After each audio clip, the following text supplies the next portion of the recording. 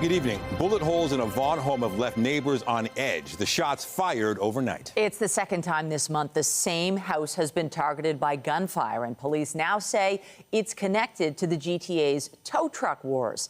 CTV's Janice Golding is live tonight at the scene with the details. Janice. Hi, Michelle. Well, I can tell you Vaughan residents are expressing concern after a spate of shootings in the area, including 2 overnight. 2 crime scenes, 2 minutes apart. Both houses shot at on 2 separate occasions this month. On September the 6th, bullets rang out at a home on Farrell Road. Last time I heard, I think it was 5 to 7 shots. A home police say was targeted again overnight. So I was awake 3:38, I think the exact time was, and I heard 3 shots. Minutes later, a house on Allison Ann Way, just a few blocks away, was also fired on. At 3:40, I've heard like 6 or 8 shots to that house. In total, there have been 6 shootings in Vaughan in the month of September at 4 separate addresses. All are being linked and are considered, as I say, targeted. Linked and targeted, but how exactly, police aren't saying. However, CTV News has learned that the home on Farrell Road was owned by Alexander Vinogradsky, the former owner of Paramount Towing.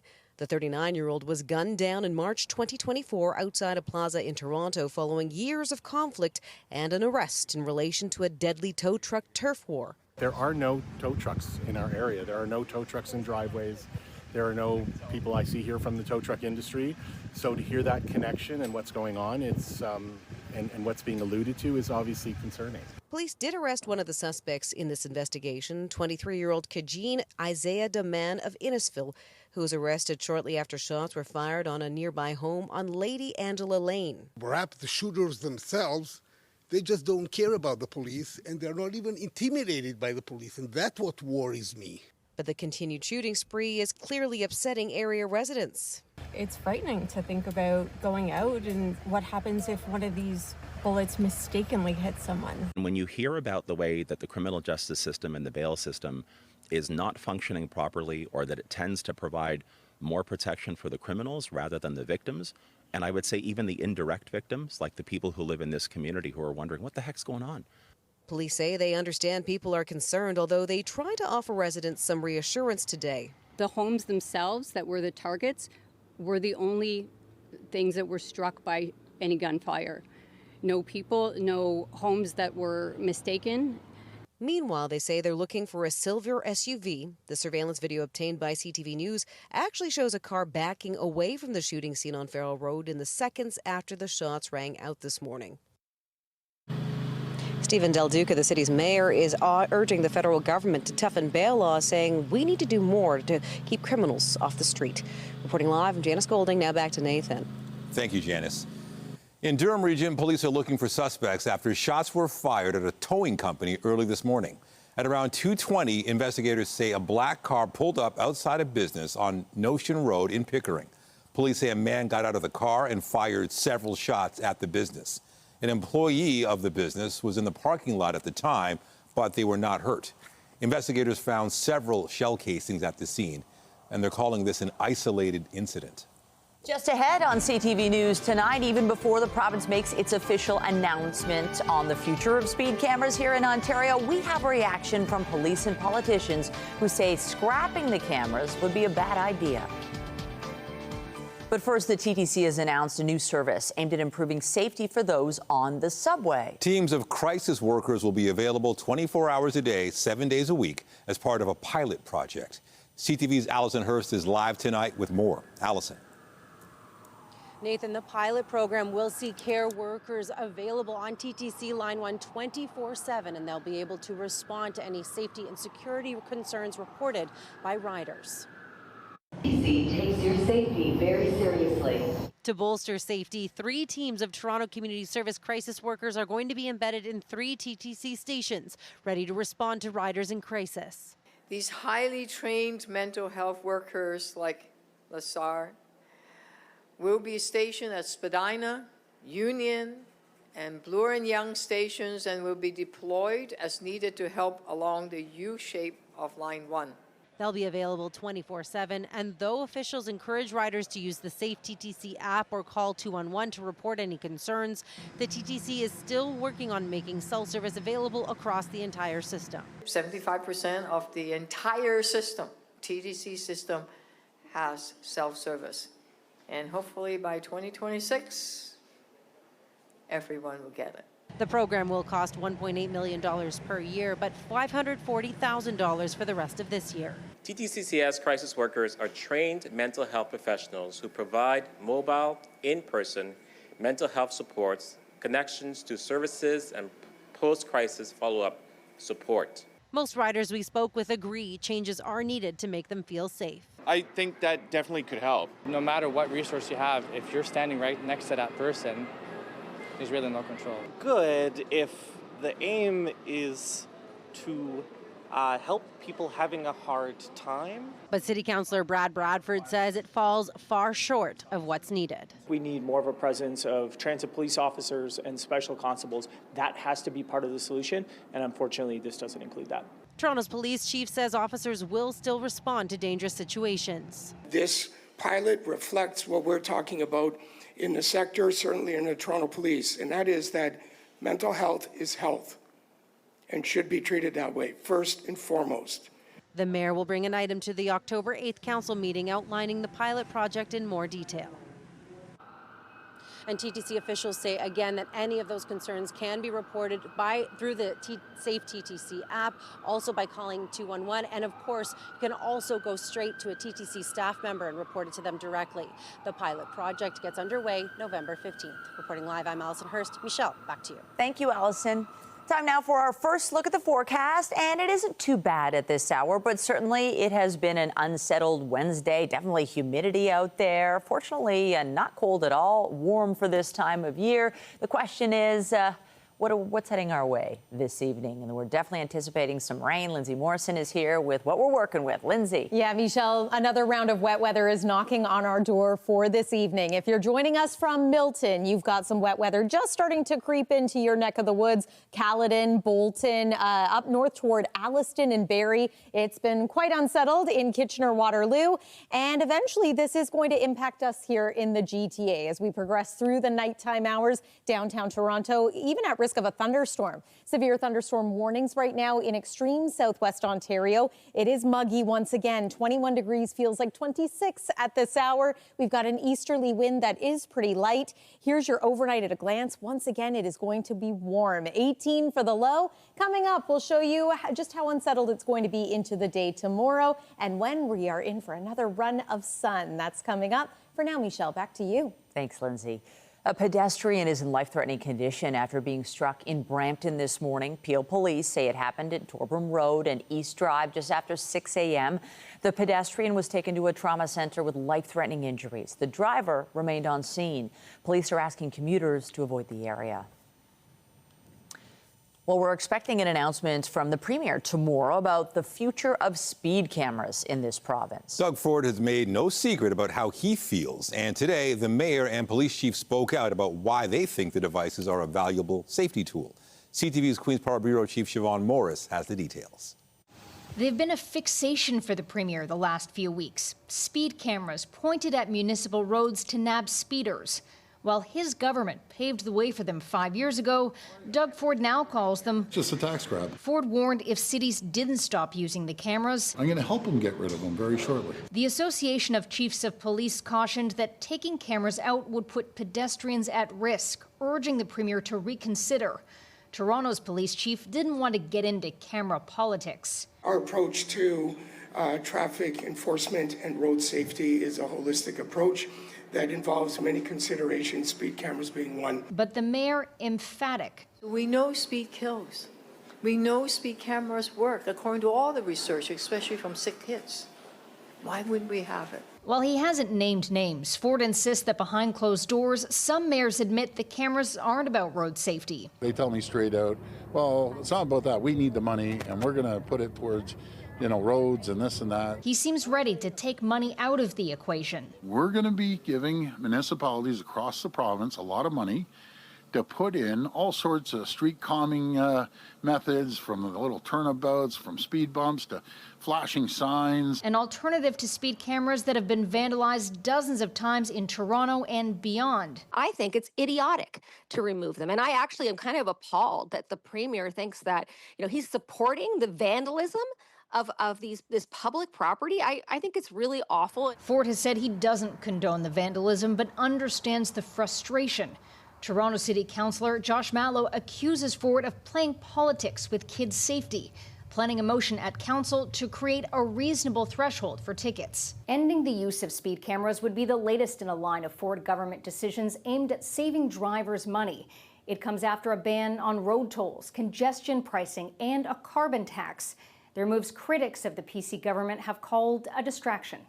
At Queen's Park, Siobhan Morris, CTV News. Students at Toronto Metropolitan University held a walkout this afternoon in response to a video that appears to show the violent arrest of a protester by a security guard.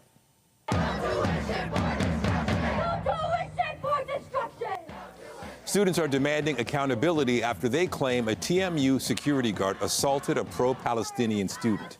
The incident was captured on camera at a protest on campus outside an event with Federal Artificial Intelligence Minister Evan Solomon. They believe it's part of a bigger issue at universities and are calling for major changes, as well as an apology from the school. There has been mass suppression of pro-Palestine advocacy from the student body, from faculty, from community members. And so what we witnessed here at TMU was just another example. It is not an isolated incident. A statement from the university says it respects community members' right to demonstrate on matters that are important to them.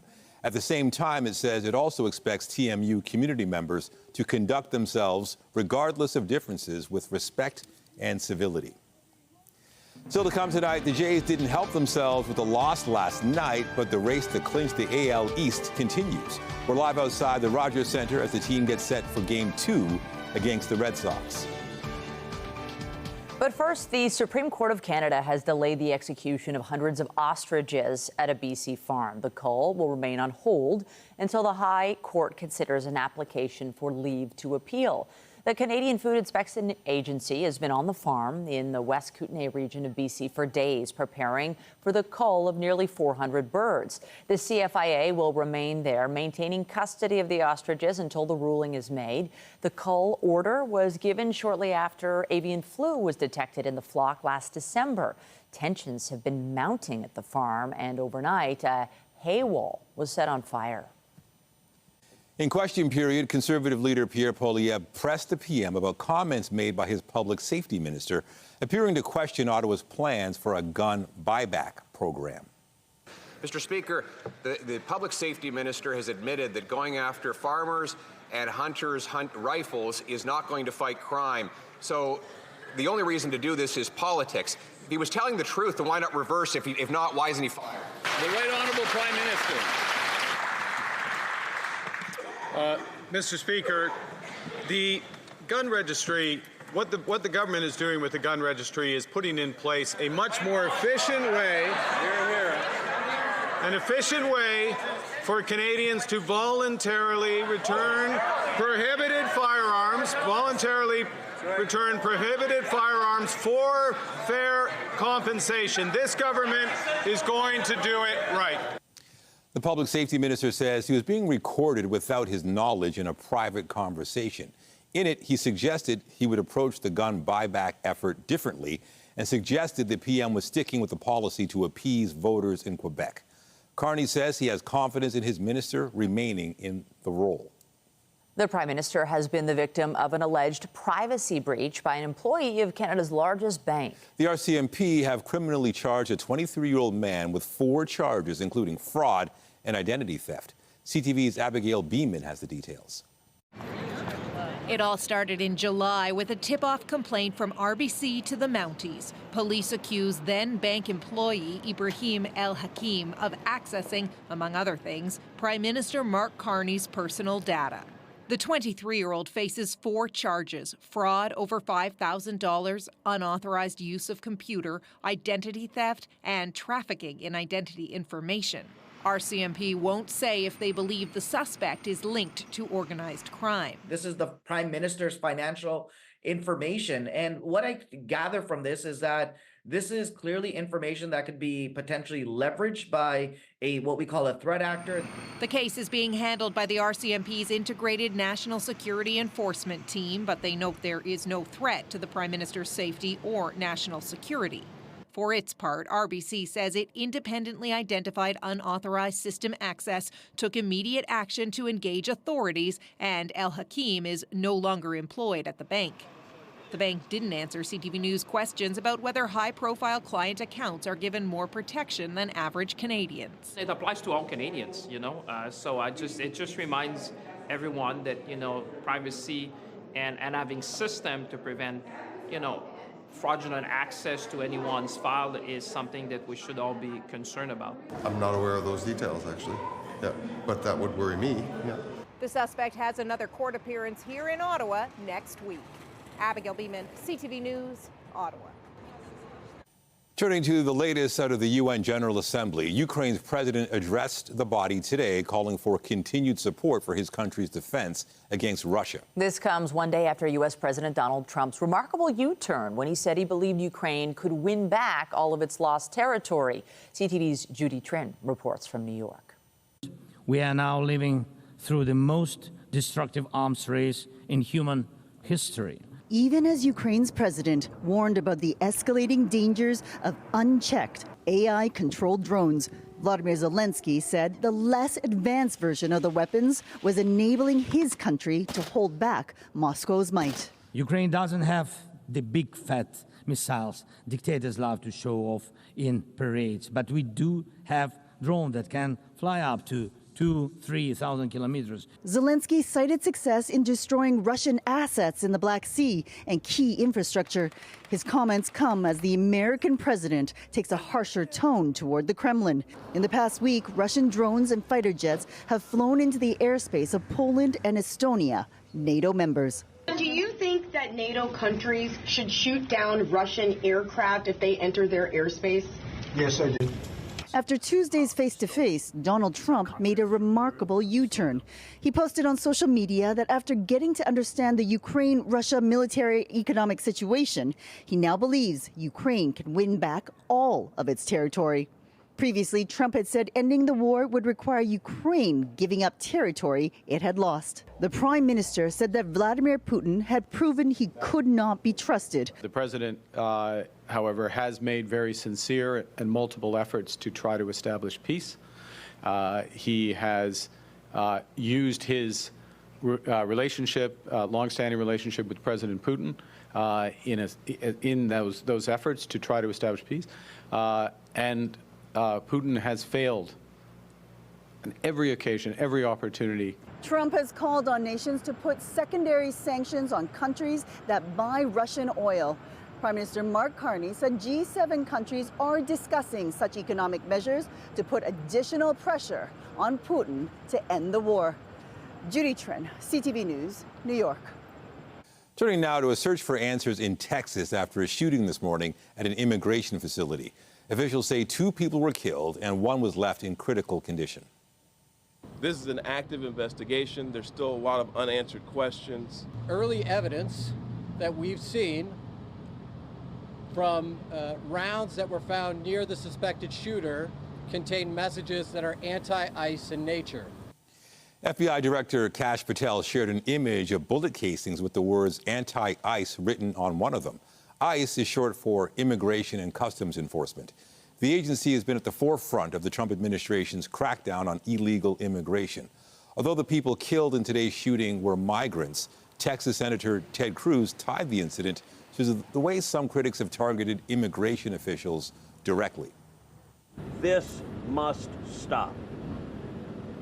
To every politician who is using rhetoric demonizing ICE and demonizing CBP, stop. To every politician demanding that ICE agents be doxxed and calling for people to go after their families, stop. This has very real consequences. The 29-year-old gunman died of a self-inflicted gunshot wound. Spain and Italy say they will be sending military vessels to protect an international flotilla looking to deliver aid to Gaza. This comes after the group of ships reported it was hit by drones off the coast of Greece. The group says it was sailing in international waters when they were hit by unidentified drones and communications jammers. They also reported multiple explosions, but say no one was hurt. Israel has said it won't allow the vessels to reach Gaza. It didn't comment on whether it was responsible for the drones. Today, Spanish Prime Minister Pedro Sanchez said he would send a military warship to protect citizens' right to sail safely in the Mediterranean. Italy said it would activate a Navy frigate to be on hand for possible rescue operations. But PM Giorgia Meloni said the flotilla's plans were gratuitous, dangerous, and irresponsible. She urged the group to accept a deal to transfer the aid over in Cyprus. Meanwhile, in Gaza today, medics reported at least 50 people killed across the territory, most of them in Gaza City. Israeli forces have been pushing into the area despite international condemnation, with the military saying it's a Hamas stronghold and urging civilians to flee south. Hundreds of thousands of Palestinians have done so, but many have not, amid safety fears and widespread hunger. Meanwhile, in southern Israel today, at least 20 people were injured after a drone strike launched from Yemen. Officials said the projectile hit a hotel in the Red Sea resort city of Eilat. Local reports suggested air defense systems failed to intercept the drone. The Iranian-backed Houthi rebels in Yemen claimed responsibility. The group has fired a steady volley of attacks at Israel, which has responded with airstrikes. The world's most powerful tropical cyclone of the year slammed ashore in southern China today after 17 people died in Taiwan. Typhoon Ragasa also lashed Hong Kong with ferocious winds and heavy rain. The typhoon is racing towards one of China's biggest oil refining cities. Authorities issued warnings about storm surges of up to 2.8 meters in some areas. For the first time in 30 years, RCMP officers are getting an update to their uniform shirts. The service says it's working to modernize the uniforms worn by members, and it will be rolling out these new navy blue shirts on a province-by-province basis, starting in Prince Edward Island next month. The RCMP says the process will take 18 months, and so some officers will still be wearing the original gray shirts for a while. A loss last night didn't exactly help the Blue Jays in their quest to clinch the AL East. But fans aren't giving up hope. The team can get it done during their final homestand against the Red Sox. CTV's Raheem Ladani has more. Year hits it, fouls. After the Blue Jays' frustrating 4-1 loss to the Red Sox Tuesday night, Jays fans are feeling awful right now, but they're going to come through. Well, a little apprehensive, you know. Still got a little work to do. The deadline to get that work done is closing in, and the Jays have lost 5 of their last 6 games. The Blue Jays' magic number to clinch the AL East pennant remains at 4, with 5 games remaining. Meanwhile, the New York Yankees are now just 1 game back of Toronto. It has been gut check time. The nerves are in full force. Not exactly the time of year you want to suddenly see your offense dry up. Go Jays! Not everyone is hitting the panic button, though. Cheryl from Chilliwack, BC, is celebrating her 70th birthday, and she and her husband George have complete confidence. They always come back, or RJs. mostly always come back. Our Jays are rocking it. And then there's diehard Jays fan Peter from the United Kingdom, who's trying to keep perspective. The trouble is, we've done so well that anything other than winning the division now feels like a loss. You know, we're in the playoffs with the first team in the league to be confirmed. So we shouldn't be too down on ourselves, even if it doesn't work out with the Yankees. Regardless of where the Jays finish, there will be playoff baseball in Toronto, which fans say is priceless. Tickets go on sale to the general public Thursday morning, and everyone wishes they could be there. I'm from Moncton, New Brunswick, and I'd love to see a playoff game. I'd really love to be in that atmosphere, but unfortunately it's not going to happen. But no matter how the standings shake out, Toronto knows October baseball is coming. Raheem Ladani, CTV News. Coming up, America's pastime catches up with modern tech as robotic umpires have been deployed to join Major League Baseball. Will the change be a home run or a strikeout? And I'm Pat Foran. Coming up on Consumer Alert, if you're in the market for a used car, prices have been creeping up. If you're shopping for a vehicle, you also don't want to get pressured into expensive dealership add-ons or sign an expensive long-term loan. All of that story, that's just it. Well, after another round of rain and possible thunderstorms tonight, we will be waking up to cloud cover, but a mostly dry day tomorrow. Then we're in for a pattern change, and it arrives just in time for the weekend. We're going to talk about this, and we have a new tropical storm to tell you about. That's coming up. Stay with us. We've also got another night of great shows for you right here on CTV. When you see it happen, send it to CTV News. Text 10400 from your screen to ours. Text 10400. Trade and tariff tensions have been keeping the price of new cars high, which is why more buyers are looking at the used car market if they need a vehicle. That's causing used car prices to rise. And when you're shopping for one, you'll also be pitched add-ons that can also drive up the cost of your purchase. Here's Pat Foran and Consumer Alert. Pat. Thanks, Nathan and Michelle. Owning a car is expensive. Monthly payments, insurance, maintenance, and fuel, which is why you want to keep your costs under control. Picking the right used car and not getting pressured into options you don't need can really help your budget. With the average price of a new car in Canada over $66,000, according to Auto Trader, more shoppers have turned to the used car market, trying to avoid big loans. I saved about $30,000 doing so. With that money, I got to put towards the vehicle, and I had money left over for other needs. With the used market currently tighter than usual, it's keeping prices higher. When there aren't many cars available, but lots of people are looking, prices go up. It's supply and demand, so buyers need to be strategic in order to find that good deal. Along with paying more for a used car, you'll face added pressure from some dealers to pay for expensive options you may not need. That's because many of the products and services are very high profit. In many cases, they make more profit on the add-ons than the vehicle itself. When signing a contract to purchase, you could be pitched warranty plans, gap insurance, paint and interior protection, rust proofing, VIN etching, tire and rim protection, and anti-theft devices. Don't feel pressured to purchase these options without making sure they're a good value. Many aren't. Before you go to a dealer, you may want to get pre-approved for a loan at your bank and check your credit score. If you agree to a higher interest rate loan, the financing could add thousands to the cost of the car. New cars, you can find interest rates anywhere from 2 to 5%, whereas used cars, it's typically between 7 to 10%. So that really eats away at any savings you get on the price of the car itself. Do your research to find a vehicle that's safe, fuel efficient, and dependable. Consumer Reports gave high marks to the 2019 Toyota Corolla, 2018 Mazda CX-5, and 2019 Toyota Camry Hybrid.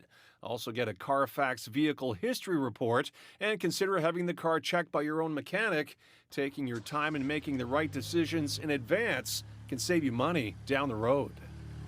And there is no cooling off period in Ontario when buying a car, so don't sign a contract unless you're positive you want it. Read over the contract carefully and question any costs you don't understand. If they don't make sense, don't agree to them.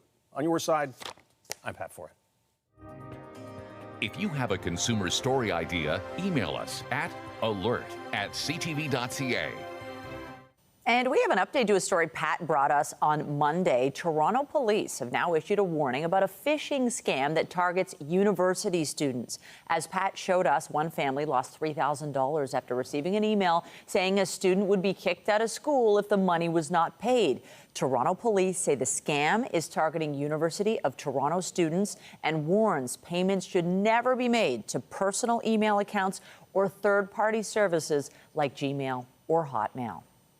All right, let's talk about the forecast. Yeah, gray skies. We had rain, but at least it wasn't too chilly outside, even though it looks pretty bad. We're feeling, September warmth. I don't know. I wasn't a fan of the humidity today. Definitely not good for the hair. But also, I got to think that all the rain, maybe this evening, not good for plans like soccer and any sports that people's have. Well, exactly. Another evening likely to be impacted by some rain, some thunderstorms. And you make a good point. It was mostly dry today, but it was very humid. And it's not really typical for this time of year. It's not the vibe, if you will. still for late September and heading into early October, but we are going to continue to feel humid here even once the rain comes to an end. Let me show you what it looked like this morning. We had a bit of a foggy start to the day, so much so that typically from this shot you can see the Toronto skyline, but not today. That low cloud was with us for a good portion of the day, and now as we make our way into the evening, we're going to get into some of this active weather in the form of showers, rain, and maybe some thunderstorms with heavy downpours.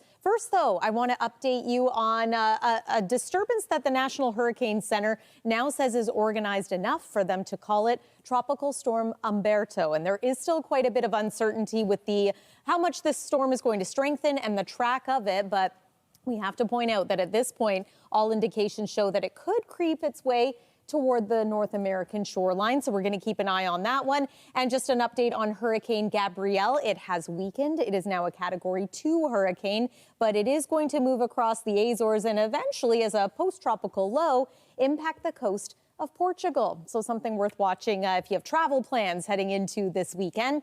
Here's what we are looking at a little closer to home as we make our way through the night tonight. This wet weather is inching its way into the GTA. It's been very unsettled today for areas west of here, north of here, and southwest of here. And it's our turn in the Greater Toronto area as we progress through the evening hours and in some cases into the overnight. Tomorrow, still a possibility of some wet weather, but it is expected to be a drier day. There's around 11 o'clock tonight, so plan on the rain impacting us ahead of that. But this is where we could experience some thunderstorms, some heavy downpours, maybe some rumbles of thunder waking you up a little later tonight. Tomorrow, we will start off with some cloud cover. Again, the chance of showers is there, but it also looks like we'll get into some clearing as early as tomorrow afternoon. Chance of a shower continuing into your Thursday evening, and then Friday is looking great. This is when we turn the page and say goodbye to some of the wet weather and hello to some sunshine for a few days. Right now it is 21 degrees, but it feels like 26 in the city of Toronto. Overnight tonight, warm once again, 18 degrees. That's well above seasonal. There's tomorrow, so starting off with some cloud, chance of showers into the afternoon and evening, but also some clearing, some sunny breaks, hopefully daytime highs in the low 20s, feeling into the upper 20s. And as we make our way into the weekend, it's possible that our temperature could climb all the way to about 25 degrees. That's for Sunday. Feeling like 31. Look at all the sunshine Friday, Saturday, Sunday, into the early part of next week too. But hello Wednesday, a daytime high of about 17 degrees. That's much more typical of this time of year. That's a forecast for now. Michelle, over to you. Love it. Thank you, Lindsay. Also tonight, calls to better protect athletes. Brain injuries are trending down, but the majority are related to sports. Experts raise concerns and push to expand concussion legislation. A new report suggests brain injuries linked to sports are more common than previously thought. CTV's John Musselman has more on the efforts to keep players safe. The key finding in this study shows that sports and recreational brain injuries are more prevalent than previously thought. The data shows that about 37% of brain injuries reported between 2010 and 2019 in Ontario hospitals were related to sports and recreational activities. That's more than triple the previous estimate of 12%. The positive news is that brain injuries dropped nearly 10% following the introduction of Rowan's Law. It was named in honor of Ottawa teen rugby player Rowan Stringer, who died from second impact syndrome in 2013. If there's a player who's suspected of having a brain injury, you need to remove that player from play immediately and make sure that they're checked by a healthcare professional before they return. And this was the information that would have saved Rowan Stringer's life. Dr. Jesse Young is a researcher with CAMH and the lead author of this study. I think my biggest surprise was how prevalent sports and recreation related traumatic brain injury is, particularly because we're looking at hospital treated traumatic brain injury. So if you think about the total burden, it's likely much larger than what we were able to observe in the study, because we only observed those who consider it or have symptoms that prompt them to seek care. And we know that many people who have traumatic brain injury, whether it's sports related or otherwise, don't actually seek care for those symptoms. Ontario has absolutely been the leader in Canada on this, and at the recent FPT meeting in August, Minister Lumsden stood up and asked the other provinces to think about adopting Rowan's Law. The legislation sets out a framework for how parents, coaches, trainers, and athletes should respond if a brain injury is suspected during sports or recreational activities. John Musselman, CTV News. Health Canada is joining the list of agencies pushing back against the Trump administration claims linking Tylenol to autism. Health Canada says, quote, there is no conclusive evidence that using acetaminophen as directed during pregnancy causes autism or other neurodevelopmental disorders. The agency adds it's still the recommended treatment of pain and fever in pregnancy, warning that not treating those symptoms can pose risks to the unborn child. Acetaminophen is the generic name for Tylenol. Trump made the unproven claims about the drug at a news conference earlier this week. Well, he's back after a week-long suspension. Late-night talk show host Jimmy Kimmel returned to the airwaves. As CTV's Andrea Case reports, he was defiant, apologetic, funny, and at times emotional. And while the ratings aren't in yet, his return has been viewed more than 50 million times on his YouTube channel. Last night, when Jimmy Kimmel returned to the show that bears his name... Anyway, as I was saying before I was interrupted... He did so with a nod to the original night show host, Jack Parr, who in 1960 walked off the set after NBC censors cut a joke he had told. Parr returned a month later with these words. As I was saying before I was interrupted... Kimmel, who was suspended last week, didn't have to wait that long. I understand that it was never my intention to make light of the murder of a young man. I don't... The suspension came after backlash over his comments on the assassination of conservative activist Charlie Kirk. He had these words for Kirk's widow. On Sunday, Erica Kirk forgave the man who shot her husband. She forgave him. That is an example we should follow. Approximately 20% of U.S. networks are still not airing Jimmy Kimmel Live. Tonight, I'm back and I missed you. Owned by Nexstar and Sinclair, including those in Washington, D.C., Seattle, Grand Rapids, Michigan, and Syracuse, New York. This show is not important. What is important is that we get to live in a country that allows us to have a show like this. Canadian singer-songwriter Sarah McLachlan, who signed a joint letter with 400 other celebrities in support of Kimmel's return, was the musical guest. You come back to me begging, why'd you leave? Tell me why.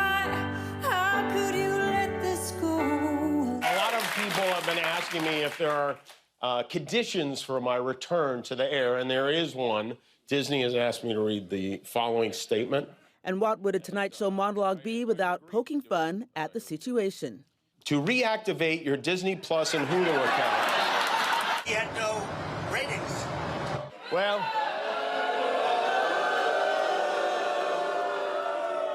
I do tonight. Andrea Case, CTV News. Also tonight, a federal government policy clash. Plans to sell off surplus office space at odds with the push to get workers back in the office, rolling back billions in potential savings. There are reports Washington wants to invest in a Canadian company. BNN Bloomberg's Morella Fernandez has more on that and the other business headlines. The U.S. could take a stake in a Canadian mining company operating in the U.S. Lithium Americas is developing a copper mine in Nevada. The company's in the process of renegotiating a $2.3 billion U.S. loan from the U.S. Energy Department. As part of that, Washington may be considering taking a 10% stake in the company, like it recently did with Intel. Here's a look at how the trading day ended. The Canadian dollar down to $71.95. West Texas Intermediate up $1.40 to $64.81. Western Canadian Select is up over $1 to $51.70, and the TSX is down 58 points today. Those are your business headlines. I'm Morella Fernandez. The Business Report is brought to you by Canadian Western Bank, the bank built for business. As Premier Ford orders more Ontario civil servants back to the office, similar changes on the federal level have thrown a wrench in Ottawa's plans to get rid of some of its real estate. A briefing for the minister in charge of government transformation says recent developments have undermined the goal of offloading half its office portfolio by the year 2034. Last year's budget projected a savings of nearly $4 billion over the next decade by reducing the federal office footprint. Now the government sees a savings of $2.5 billion by unloading just a third of its office space. The briefing says the original plan was affected by the increase in employees who now need office space and the updated directive setting out how many days they have to be in the office. Stats Canada says the country's population saw near zero growth for a second straight quarter. The agency says the population reached an estimated 41.6 million people on July 1st, an increase of just 47,000 or 0.1% compared with April 1st. The number of births across Canada surpassed the number of deaths by more than 13,000 during that time. Combined with more than 33,000 immigrants arriving in the country, it's the second lowest growth rate for a three-month period since the second quarter of 2020, when growth nearly halted because of border restrictions due to the COVID-19 pandemic. Stats Canada is also out with its updated list of the most popular baby names, and a couple of familiar choices dominate the charts. For the 9th year running, Olivia is the most popular name for girls, while Noah tops the list for boys for the 4th straight year. Runners-up were Liam and Charlotte. However, Sophia with a PH and Sophia with an F came in separately in 5th and 6th. If combined, that name would topple Olivia's reign as most popular. As Blue Jays and Red Sox fans count down to tonight's game, Major League Baseball is moving ahead with planned changes to the sport. Automated umpires will be making their debut next season. CTV's Adrian Gabriel was at Rogers Center with a preview of the technology. But it's a strike, and again, not reviewable. Oh, boy. And then that call goes against them. In baseball, 3 strikes is always meant you're out. That ball, a good 3 inches off the outside corner. Often leading to close quarter disagreements. They are yelling at each other like this close, like face to face. The really immature managers are kicking dirt on the ump. And Billy is not going to go quietly. They've been sort of like Supreme Court justices. There has been no higher court. That will change as of next season. Major League Baseball confirming that each team will get 2 chances to challenge a ball or a strike as it ushers in the era of robot umpiring using an automated ball strike system known as ABS. This is a very good day for baseball fans, because the last thing you want is games ended because of a bad call. Utilizing a dozen cameras positioned around the field, ABS technology is also being used in tennis and football. The league says it will take no more than 15 seconds for a challenged pitch to be decided. And the average replay challenge took 13.8 seconds. And there's only 4 challenges in the course of a game. So we're literally talking about 57 seconds added to a game. Baseball pundits say the move can't come soon enough. Baseball's been going on since the 19th century. Baseball's been going on since before the First World War. And now they're finally doing this. It's important to note that the human element of the game will remain unchanged. Umpires will still be behind home plate. Those we spoke with, though, hope this will encourage the men in black to step up their game. Adrian Gabriel, CTV News, Toronto. It's cooking up to be a very tasty celebration of Chinese culture. The downtown restaurant is gearing up to give away 2,000 dumplings. CTV's Jessica Smith digs into the festivities. It's a celebration of culture, community, and food. Food is a language, a universal language that many people understand. In Hong Kong, dumpling is called also many dim sum, right? And it is a celebration of togetherness. Dim Sum King in the heart of Toronto's Chinatown neighborhood is getting ready to celebrate World Dim Sum Day, September 26th, by giving away 2,000 dumplings for free. This is the one that we're giving away. The one to give away. This one, and this one. That's the chicken dumpling. That's the shrimp signature dumpling. And that's the veggie dumpling. Sharing in community one delicious dumpling at a time, preparations are already underway. The most important that's the freshness for the dim sum and the ingredient. They keep it simple and traditional. Toronto is a cultural melting pot with some delectable dim sum options, but if you ask Kelvin Chung, owner of Dim Sum King. So, who makes the best dumplings in Toronto? I think Dim Sum King. The special about Chinese dumpling is that it is not just a meal, it's a social ritual. This is something that you do with your friends, with your loved ones, and with people you're close with. The World Dumpling Day celebrations and free dumpling giveaway begin here at Dim Sum King on Friday at 9 a.m. Jessica Smith, CTV News.